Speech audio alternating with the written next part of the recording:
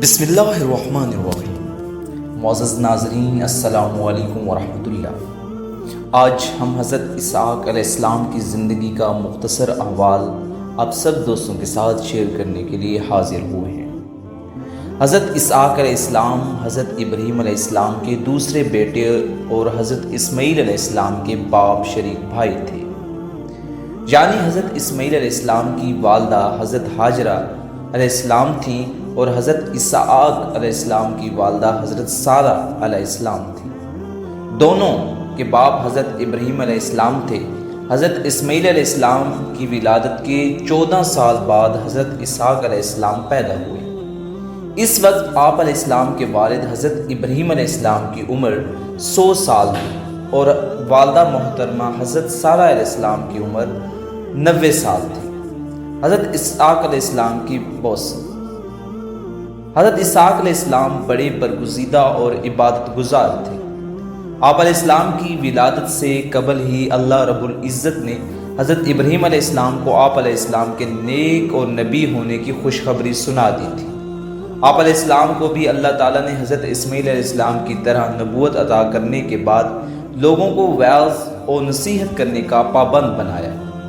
چنانچہ حضرت اسماعیل علیہ السلام نے اس دنیا فانی سے رخصت ہونے سے پہلے حضرت اسحاق علیہ السلام کو اپنا جانشین مقرر کیا اور دعوت و تبلیغ کی ذمہ داری آپ علیہ السلام کے سپرد کر دی، جسے آپ علیہ السلام نے احسن انداز سے ادا کیا۔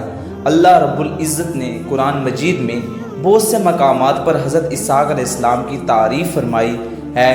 فرمان الہی ہے جس کا ترجمہ یوں ہے: ہم نے ابراہیم علیہ السلام کو اسحاق علیہ السلام کی خوشخبری دی جو نیک لوگوں میں سے نبی بننے والے تھے، اور ہم نے ابراہیم اور اسحاق پر برکتیں نازل فرمائیں، اور اب ان دونوں کی اولاد میں کچھ لوگ نیک ہیں اور کچھ اپنے آپ پر کھلم کھلا ظلم کرنے والے ہیں۔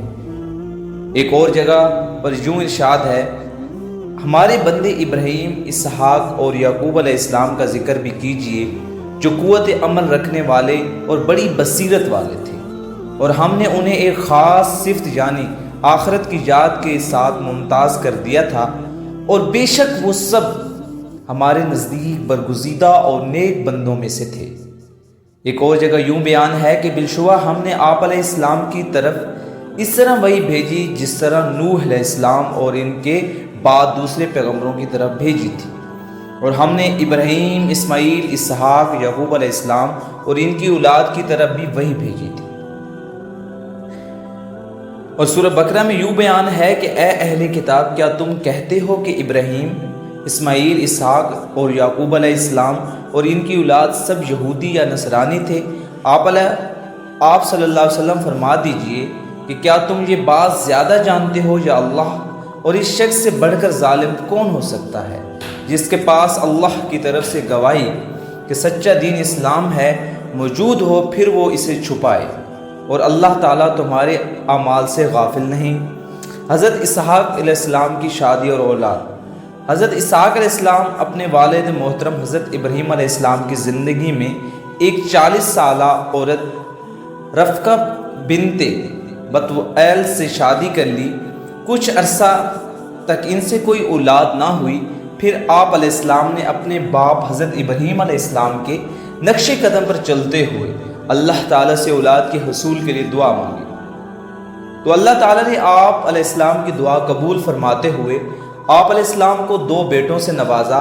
آپ علیہ السلام نے ایک بیٹے کا نام ایس اور دوسرے کا نام یعقوب رکھا۔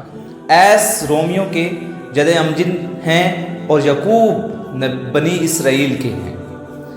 بیت المقدس کی تعمیر۔ حضرت ابراہیم علیہ السلام نے اپنے بڑے بیٹے حضرت اسماعیل علیہ السلام کو ساتھ لے کر مکہ مکرمہ میں اللہ تعالیٰ کا گھر بیت اللہ تعمیر کرنے کے بعد ملک شام جا کر رہائش اختیار کر لی۔ جب حضرت اسحاق علیہ السلام جوانی کی عمر کو پہنچے تو اللہ تعالیٰ کے حکم سے حضرت ابراہیم علیہ السلام نے اپنے دوسرے بیٹے حضرت اسحاق علیہ السلام کو ساتھ لے کر وہاں بھی اللہ تعالیٰ کا ایک گھر بیت المقدس بنایا جو بیت اللہ کی طرح لوگوں کے لیے توجہ اور عبادت کا مرکز بنا۔